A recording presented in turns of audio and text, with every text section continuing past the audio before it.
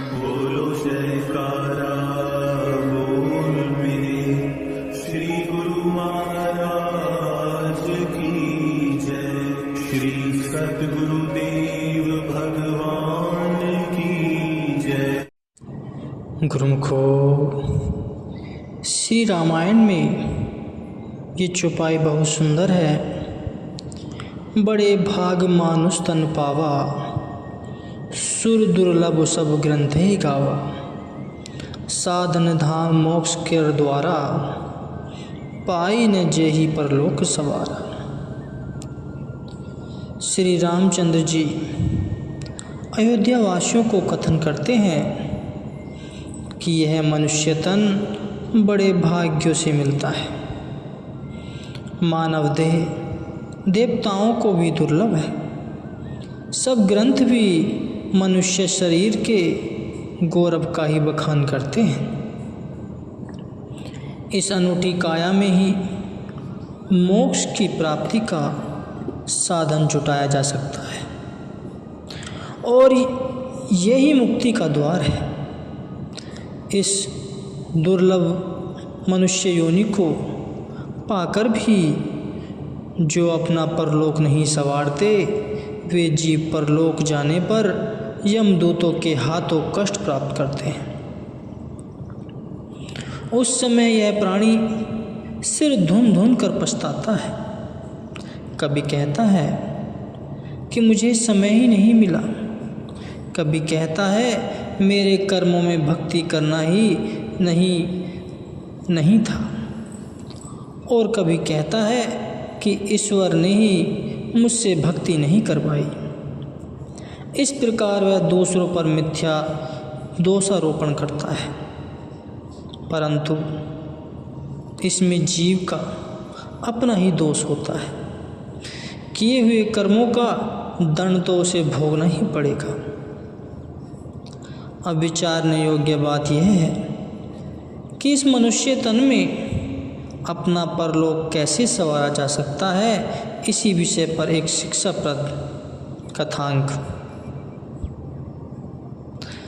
प्रस्तुत करता हूँ। किसी देश में कोई राजा रहता था, बड़ा धर्मात्मा, प्रजा वत्सल। उसके शासनकाल में प्रजा बहुत सुखी थी। राजा भी सुखपूर्वक जीवन जी रहा था। उसे किसी प्रकार का अभाव न था। अभाव था तो केवल यह कि वह निसंतान था। जब वह भक्ति परायण सम्राट स्वर्ग सिधार गया तो मंत्री व दरबारी गण आदि सबके समक्ष यह समस्या खड़ी हुई कि राज्य का उत्तराधिकारी बनना कर शासन की बागडोर कौन संभाले। बड़े बड़े गणमान्य व्यक्तियों ने काफ़ी विचार विमर्श करने पर यह निर्णय किया कि वोट डाले जाएं। जिस व्यक्ति के नाम पर निर्धारित क्रमानुसार सबसे अधिक मत पत्र निकले, उसे ही 5 वर्ष के लिए राज्य दिया जाए और 5 वर्ष पश्चात उसे राजपद से हटाकर वन में भेज दिया जाए। इस निर्णय को सभी ने सहर्ष स्वीकार किया, जिससे यही नियम उस राज्य में लागू हो गया कि प्रत्येक 5 वर्ष पश्चात मतदान होता और जिस व्यक्ति के पक्ष में अधिक वोट पड़ते उसी को ही 5 वर्ष का राज्य संचालन भार दे दिया जाता। 5 वर्ष पश्चात उसे राजगद्दी से हटाकर नदी पार वन में छोड़ाते, जहाँ के घने जंगल हुआ करते थे। हिंसक पशु थे। अंत में वह राजा हिंसक पशुओं का शिकार बन जाता था। इसके अतिरिक्त होना भी क्या था उस भयावह वन में। इसी सिद्धांत अनुसार प्रत्येक राजा 5 साल का राज्य मिलने पर खाने पीने, श्रेणिक वैभव, सुख आदि में लीन हो जाता और यहाँ तक कि 5 वर्ष पश्चात मिलने वाले आगामी कष्टों की तनक भी स्मृति उसे न रहती थी।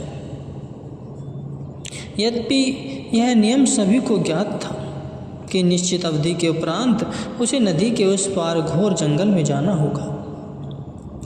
साथ ही उसे अपने से पूर्व राजा का समस्त हाल भी ज्ञात होता था, किंतु माया इतनी प्रबल है कि सभी इसके मोहक जाल में मन की इच्छाओं की पूर्ति हेतु राग रंग चमक दमक में इस प्रकार तल्लीन हो जाते कि 5 वर्ष उनके स्वप्न की न्याय की तरह बीत जाते।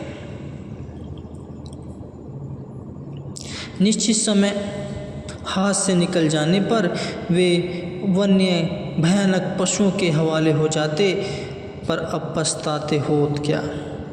इसी प्रकार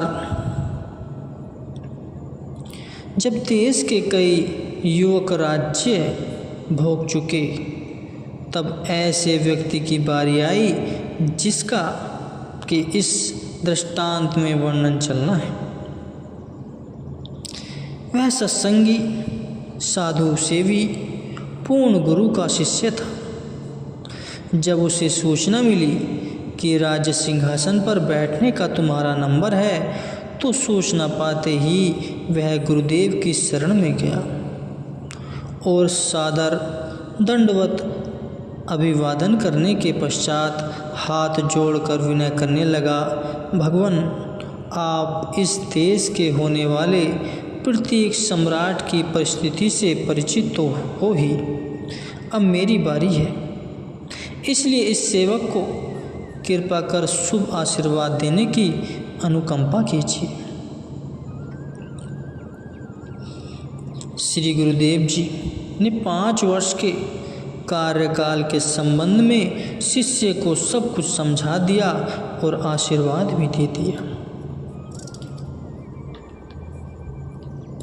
अपने गुरुदेव जी से आशीष और आज्ञा पाकर युवक भक्त लौट आया।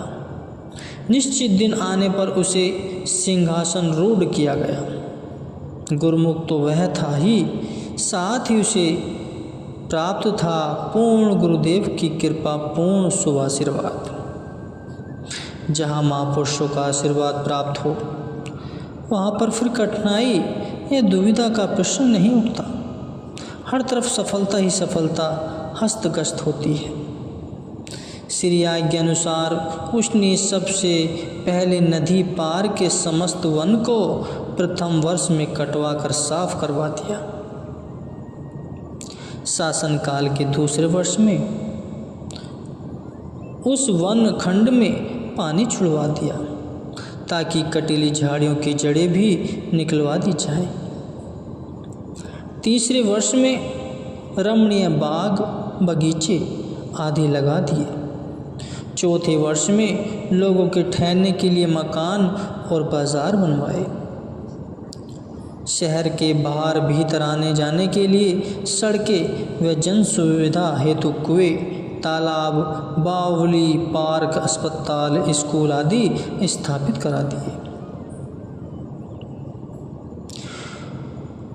घोड़े, गाय, बकरी आदि पालतू पशुओं के लिए अलग प्रबंध करवा दिया और इधर के राज्य का समस्त कार्य भी उचित प्रणाली से चलता रहा। हुआ यह कि 4 सालों में वहाँ एक अद्भुत भव्य भवनों से युक्त नगर बस गया। वन का तो वहाँ नाम तक न रहा था। उस वक्त राजा ने नवनिर्मित शहर में लोगों को बिना किसी मूल्य के मकान व दुकानें देनी शुरू कर दी तथा उनके निर्वाह हेतु खाने पीने की एवं समस्त आवश्यकताओं की सामग्रियां भेजने लगा। लोगों को अब वहाँ किसी प्रकार का भय न था, क्योंकि अब वहाँ निर्जन वन न रहा था और न ही वन पशु रहा था। अतः निर्भीक हो काफ़ी संख्या में इस देश के वासी संघर्ष करके और सहर्ष वहाँ जाकर बसने लगे। 4 वर्ष बीतने के बाद साथ साथ वह नवनगर आबाद हो गया। समय बीतते देर नहीं लगती। इसी तरह 5 वर्ष पूरे होने को आए तो उस राजा ने स्वयं ही वहाँ जाने की तैयारी शुरू कर दी तथा शहर के सब संभ्रांत व्यक्तियों को एकत्र कर कहा, मेरा राज्य काल बीत गया है, अतः मैं तो अब नदी के उस पार जा रहा हूँ, इसलिए आप अपने लिए नया राजा नियुक्त कर दीजिए। थोड़ी ही समय में सब कुछ की आंखों का तारा बन चुका था। अब वह राजा हंसता खेलता प्रसन्न वदन उन लोगों से विदाई लेकर अपने बसाए नगर की ओर चला गया। इस राजा से पूर्व जब कोई राजा राज्य पद से उतरने पर वन की ओर जाता था, उस समय उस पार के मिलने वाले असहनीय कष्टों को याद कर अत्यंत दुखी होता था। वह पछताता था तथा उसके मुंह पर हवाइयाँ उड़ने लगती थी। और होता भी ऐसा था कि वह राजा वन पशुओं का ग्रास बन जाता था। परंतु इस बार इस राजा को प्रसन्नतापूर्वक विदाई लेते देख नगरवासी आश्चर्यचकित होने लगे कि इस राजा के मन में भयावह जंगल में जाने का तनक भी भय नहीं है। इस रहस्य को जानने हेतु कई सज्जन उस नदी पार तक पहुंचने के लिए साथ चले आए। नदी पार पहुंचने पर सबके आश्चर्य की सीमा न रही कि उस ओर तो पूरा नगर ही बस रहा है तथा इस राजा के स्वागत हेतु वहाँ के वासी बैंड बाजों सहित उसे सादर निभाने के लिए सुंदर सी पालकी लेकर प्रतीक्षा में खड़े हैं। जंगल को भव्य नगर में परिवर्तित हुआ देख यहाँ के लोग जो राजा को विदा करने के लिए आए थे, पूछने पर इन्हें ज्ञात हुआ कि यह सब कार्य इसी राजा ने किया है। वह भक्त राजा भी धूमधाम के साथ पालकी में बैठ नवनगर की ओर प्रस्थान कर गया। उसकी विलक्षण प्रतीक्षा और प्रतिभा को देख वे लोग सोचने लगे कि हमें भविष्य में ऐसा दूरदर्शी व विचारशील राजा कभी नहीं मिलेगा, क्योंकि इससे पहले कई नवयुवक सम्राट 5 वर्ष का राज्य भोगकर जंगली जानवरों का शिकार बन गए। कारण यही है कि उन्होंने मात्र भोग ऐश्वर्य में ही अपने अमूल्य समय को खो दिया और अपने भविष्य के लिए कुछ भी अर्जित न किया। इसलिए ऐसे विवेकवान राजा साहब को ही अपने देश का सम्राट बनना चाहिए। इस प्रकार उसके गुणानुवाद करते हुए अपने नगर में लौट आए। अब कुछ संभ्रांत सज्जन एकत्र हो विचार विमर्श करने लगे कि अब हमें अपने लिए जो नया राजा नियुक्त करना है तो क्यों न इसी को ही अपने देश का राजा बनाया जाए,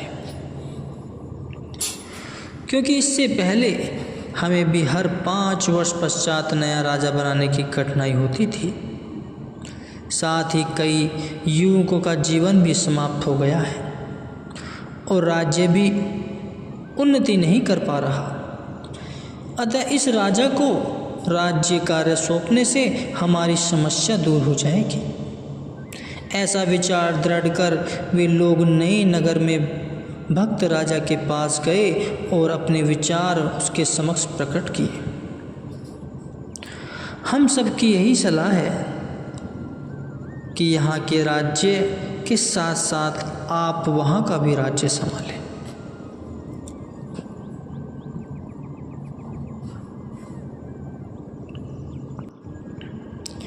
उनके द्वारा की गई विनय को इस गुरु भक्त राजा ने स्वीकार कर लिया और वह राजा अपने गुरुदेव जी के वचनानुसार शासन करता हुआ दोनों राज्यों का कार्य सुचारू रूप से करने लगा। तात्पर्य यह है कि इस मनुष्य शरीर से ही परमात्मा की प्राप्ति का साधन हो सकता है, इसलिए इसको सांसारिक सुखों में लगाकर समय को व्यर्थ नहीं गंवाना चाहिए। जिसने इस अमूल्य देह को पाकर मालिक का भजन, सद्गुरु की सेवा व सत्संग की ओर ध्यान नहीं दिया, वह समय चूक जाने के बाद पछताता है। बुद्धिमान मनुष्य वह है जिसने मानव जन्म को पाकर इस लोक में भी शांति प्राप्त कर ली और अपना परलोक भी संवार लिया।